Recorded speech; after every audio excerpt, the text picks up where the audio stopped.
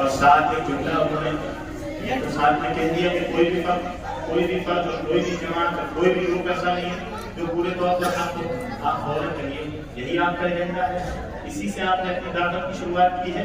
تو سنیے رسول اللہ صلی اللہ علیہ وسلم کا فرمان بخاری میں بھی ہے، مسلم میں بھی ہے۔ اللہ کے رسول نے فرمایا قیامت تک ایک جماعت مسلسل حق پر قائم رہے گی، کسی مخالفت کرنے والے کی مخالفت اس کو کوئی نقصان نہیں پہنچائے گی، یہاں تک کہ اللہ کا حکم یعنی قیامت آ جائے۔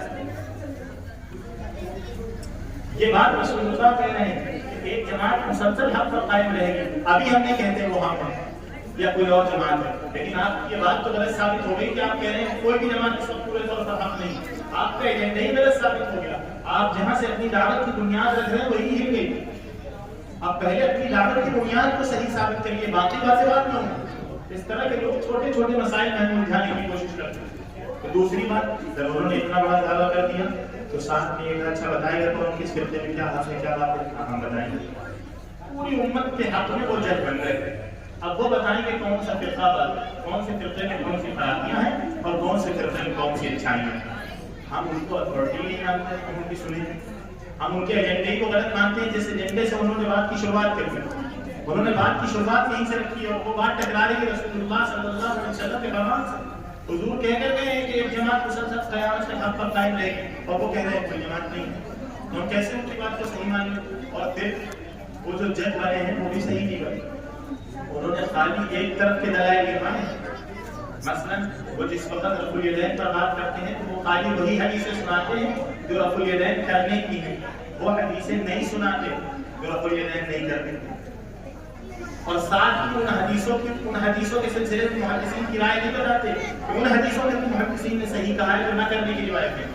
تو جج کا کام ایسا تو نہیں ہوتا ایک طرفہ بات کرے، ان کا ایجنڈا بھی غلط ہے، ان کی پوزیشن بھی غلط ہے جو انہوں نے اختیار کری، اور پھر جس کا ایجنڈا بھی غلط ہو، جس کی پوزیشن بھی غلط ہو، اس کو اتھارٹی کیوں مانیں؟ ہم اس کی بات کیوں تسلیم کریں؟ ہمیں تو ان کی ذات پہ شک ہو رہا ہے، ان کی بات پہ شک ہو رہا ہے، انہوں نے پوزیشن غلط بنائی، انہوں نے ایجنڈا غلط بنایا، ہم ان کی بات کیوں تسلیم کریں؟ کیا ہم اتنی کی بات نہیں مان سکتے ہیں کہ رسول اللہ نے فرمایا کہ ایک جماعت مسلسل قیامت تک حق پر قائم رہے گی؟